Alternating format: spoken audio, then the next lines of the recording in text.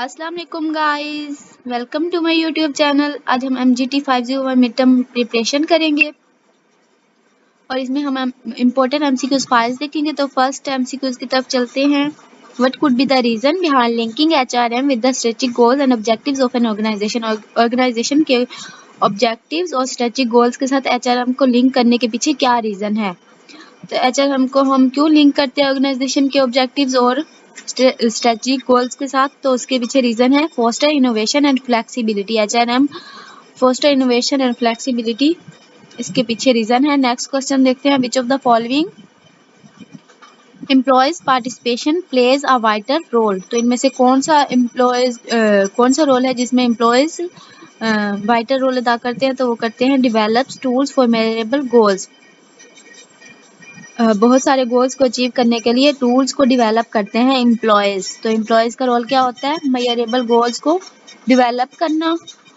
आगे देखते हैं। Which of the following is an online recruitment method engaged in by a single employer और a group of employees to attract a large number of applicants. तो जहां पर भी recruitment method आएगा तो उसका आंसर होगा रिक्रूटिंग साइट्स। तो रिक्रूटिंग साइट्स पर एप्लीकेंट्स की जो होती है वो large number of employers attract होते हैं। नेक्स्ट क्वेश्चन देखते हैं। Top level managers are said to performing dash roles. जो टॉप लेवल मैनेजर्स होते हैं वो कौन सा रोल अदा करते हैं और उन्हें कौन सा रोल परफॉर्म करने के लिए कहा जाता है। तो वो होता है strategic goals. Top level managers कौन सा रोल अदा करते हैं, वो होता है strategic role. Strategic role perform करते हैं top level managers. Next question देखते हैं। Which of the following is categorised as authority to give orders to subordinates. Subordinates को ऑर्डर देने की अथॉरिटी किसके पास होती है, वो होती है लाइन के पास। लाइन जो होता है वो लाइन अथॉरिटी जो होती है वो ऑर्डर्स देती है सबऑर्डिनेट्स को। तो इसका आंसर है लाइन। आगे देखते हैं। Which of the following department is responsible for handling safety and health issues of employees? इनमें से कौन सा डिपार्टमेंट है जो रिस्पॉन्सिबल होता है एम्प्लॉयज की हेल्थ इश्यूज के लिए और सेफ्टी के लिए। तो वो होता है HR डिपार्टमेंट। HR डिपार्टमेंट जो होता है इसकी रिस्पॉन्सिबिलिटी होती है एम्प्लॉयज के हेल्थ इश्यूज के बारे में पता करना, मतलब जानना, और हैंडलिंग सेफ्टी, उनकी सेफ्टी के बारे में इनको रखना HR डिपार्टमेंट की रिस्पॉन्सिबिलिटी होती है। Human resource management is the part of A management that is concern with dash dimension. तो ह्यूमन रिसोर्स मैनेजमेंट जो है ये किसका पार्ट है, मैनेजमेंट का, जो कि कंसर्न करता है पीपल की डायमेंशन के साथ। तो इसका आंसर है पीपल, लोगों की डायमेंशन के साथ ये कंसर्न करता है ह्यूमन रिसोर्स मैनेजमेंट इसमें। आगे देखते हैं। Which of the following is a forecasting technique that involves experimenting a real world situation through a mathematical model. तो मैथमेटिकल मॉडल के लिए हम क्या यूज करते हैं, साइमुलेशन। तो इसका आंसर है साइमुलेशन। आगे देखते हैं। While conducting job analysis the observation method is used when job consist of observable physical activity. जब जॉब जो होगी वो किस पे कंसिस्ट करेगी, फिजिकल एक्टिविटी पर कंसिस्ट करेगी, तभी ऑब्जर्वेशन मेथड यूजफुल होगा। आगे देखते हैं। What could be the main reason to perform initial screening of applicants while making employ selection decision. Employ selection decision के लिए हमें इनिशियल स्क्रीनिंग क्या परफॉर्म करनी चाहिए, वो करनी चाहिए get maximum information about the applicant. Applicant के बारे में ज़्यादा से ज़्यादा इंफॉर्मेशन होनी चाहिए। नेक्स्ट क्वेश्चन देखते हैं। Which of the following test is used to measure a candidate's knowledge regarding duties she is supposed to perform in a particular job position। कि वो कौन सा टेस्ट होता है जब जो हम लेते हैं एम्प्लॉयज को जॉब पे रखने के लिए उनके नॉलेज के अकॉर्डिंग। तो वो होता है जॉब नॉलेज टेस्ट। जब हम किसी एम्प्लॉय को जॉब पोजीशन पर रखना चाहते हैं तो उसके लिए हम उससे एक टेस्ट लेते हैं। वो उस टेस्ट को क्या कहा जाता है, उस टेस्ट को कहा जाता है जॉब नॉलेज टेस्ट। तो इसका आंसर है जॉब नॉलेज टेस्ट। आगे देखते हैं। Which of the following test indicates the person inclination towards a particular occupation that provide satisfaction to that individual. तो वो वाला कौन सा टेस्ट है जो हम लेते हैं प्रोवाइड करने के लिए सेटिस्फैक्शन, तो होता है वोकेशनल इंटरेस्ट टेस्ट। तो इसके लिए कौन सा टेस्ट लिया जाता है, वो होता है वोकेशनल इंटरेस्ट टेस्ट।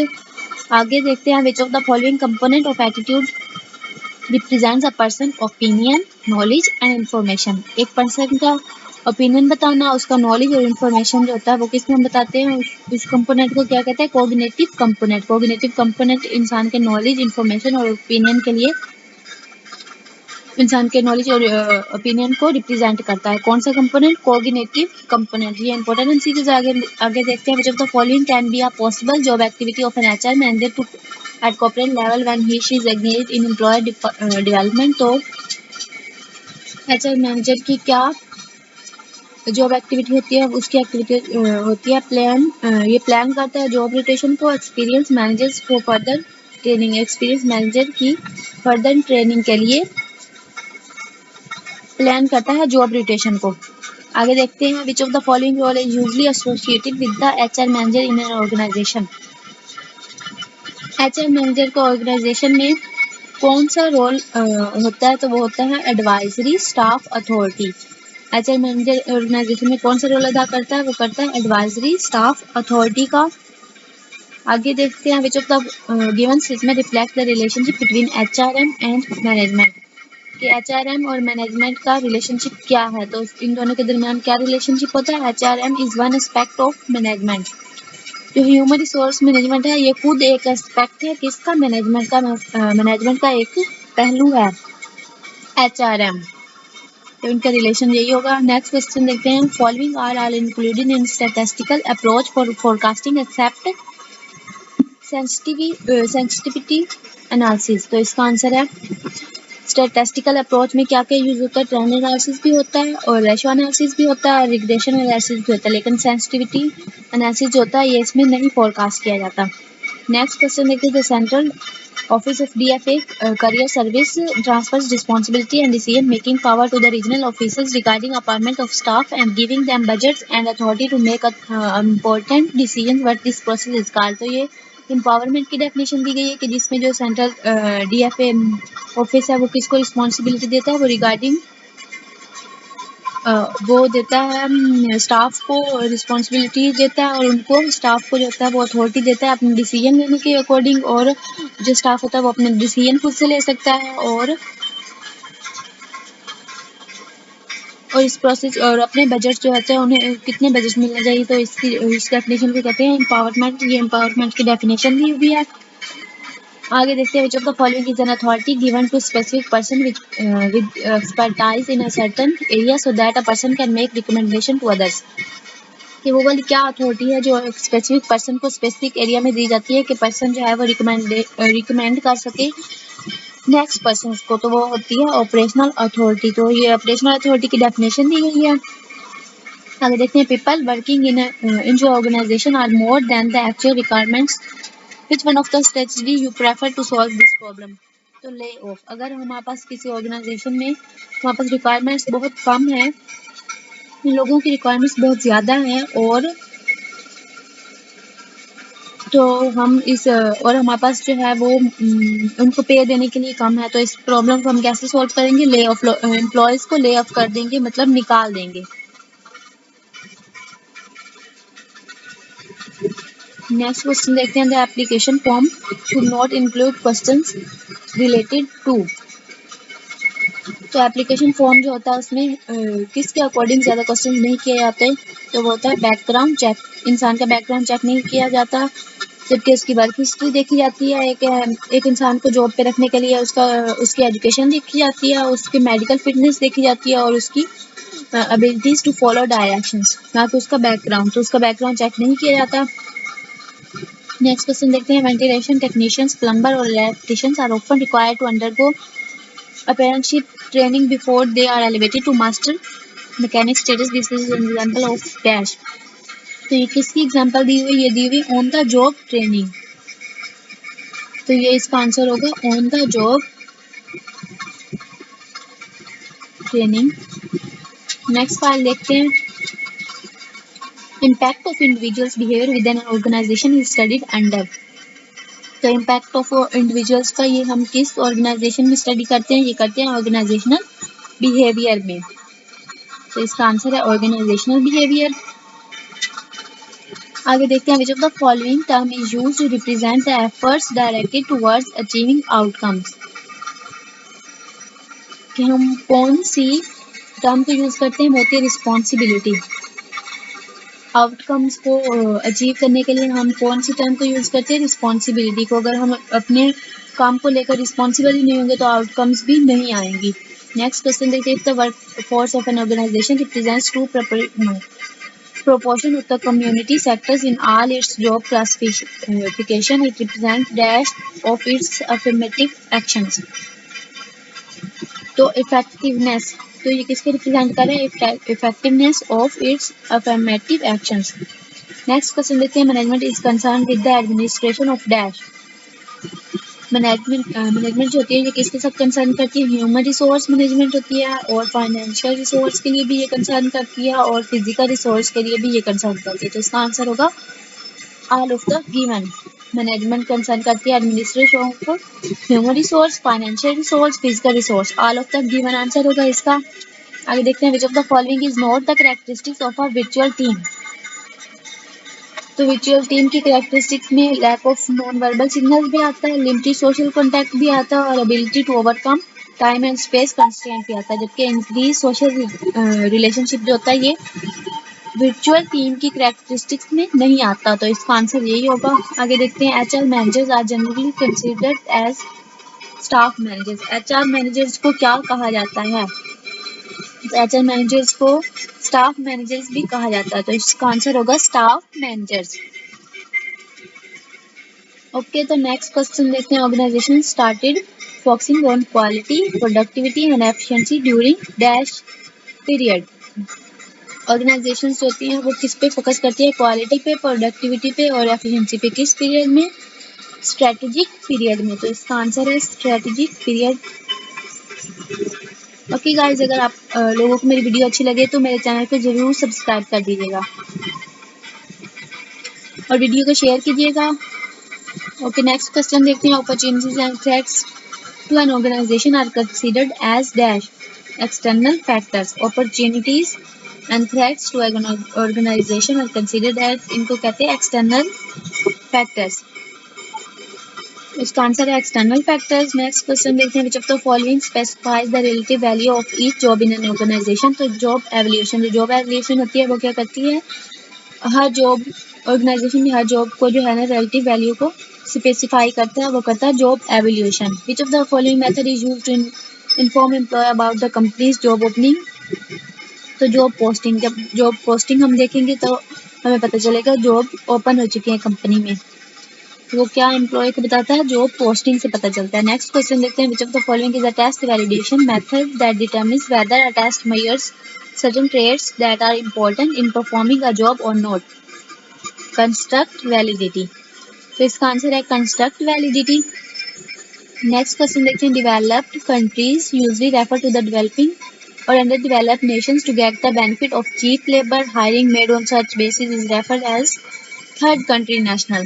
तो थर्ड कंट्री नेशनल की ये डेफिनेशन दी हुई है। नेक्स्ट क्वेश्चन देखते हैं, why the structure of human resource department is considered flat in small and medium organisation. तो इसका आंसर आपको देख लीजिएगा। नेक्स्ट क्वेश्चन देखते हैं, which job analysis method is recommended for jobs like janitors, assembly line workers and accounting clerks. तो कौन सा जॉब एनालिसिस मेथड जो रिकमेंड करता है ऐसी जॉब्स को होता है स्ट्रक्चर्ड क्वेश्चननियर मेथड। तो ये स्ट्रक्चर्ड क्वेश्चन मेथड की डेफिनेशन दी है, जिसमें अकाउंटिंग क्लर्क्स भी होते हैं और असेंबली लाइन वर्कर्स भी होते हैं और जैनिटर्स को भी रिकमेंड किया जाता है।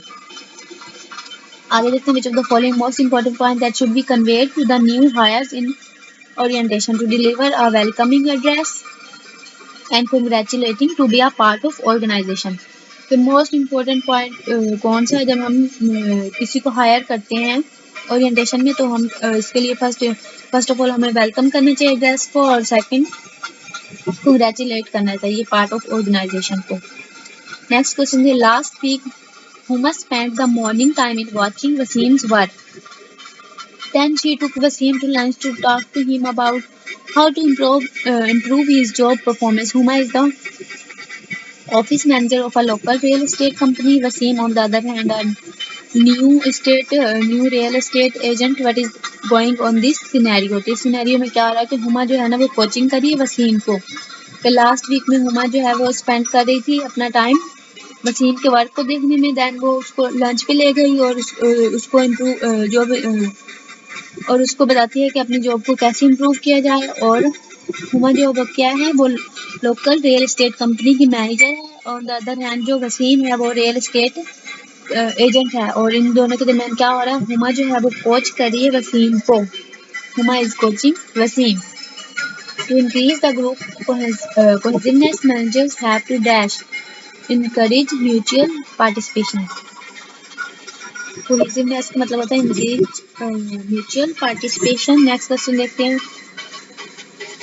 Why has workforce diversity altered and broadened the responsibilities of human resource managers? Workers जो है ना have different needs and hence different compensation packages.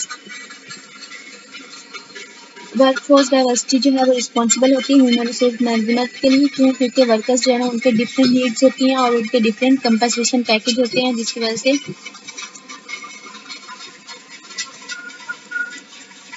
से वर्कफोर्स डाइवर्सिटी जो है इसके लिए रिस्पॉन्सिबल होती है। नेक्स्ट क्वेश्चन देखते हैं, which human resource area is concern with the collective bargaining of labour union. तो ये है कंपिटिटर्स रिलेशंस। इसका आंसर है कंपिटिटर्स रिलेशंस। नेक्स्ट क्वेश्चन देखते हैं, Ahmad head of human resource department of a large manufacturing firm is being sued for not hiring Zia having physical disability. Which one of the following documents should be used in his company's defense? तो इसकी company के defence के लिए कौन सा document use होगा, वो होगा जॉब डिस्क्रिप्शन। आगे देखते हैं, all of the following are basic criteria for selecting an applicant except provided reference of an applicant. इनमें से कौन सा बेसिक क्राइटेरिया है एप्लीकेंट एप्लीकेशन को एक्सेप्ट करने के लिए सिवाय किसके, provided reference of an applicant. Applicant की एजुकेशनल बैकग्राउंड भी देखा जाता है, उसका वर्क एक्सपीरियंस भी, उसकी स्किल और एबिलिटीज भी, जबकि उसका रेफरेंस नहीं देखा जाता। तो सिलेक्शन में उसका एक्सपीरियंस और एजुकेशनल बैकग्राउंड देखा जाता है। नेक्स्ट क्वेश्चन है, PTCL had implemented golden handshake scheme and laid off surplus employee. PTCL is said to be involved in restructuring. PTCL क्या कर रहा है, ये रिस्ट्रक्चरिंग कर रहा है। ओके गाइस, आज की वीडियो सिर्फ इतनी थी। अगर आपको वीडियो अच्छी लगी हो तो मेरे चैनल को सब्सक्राइब कर दें और वीडियो को लाइक कर दें और शेयर कर दें। Thank you so much. अल्लाह हाफिज़।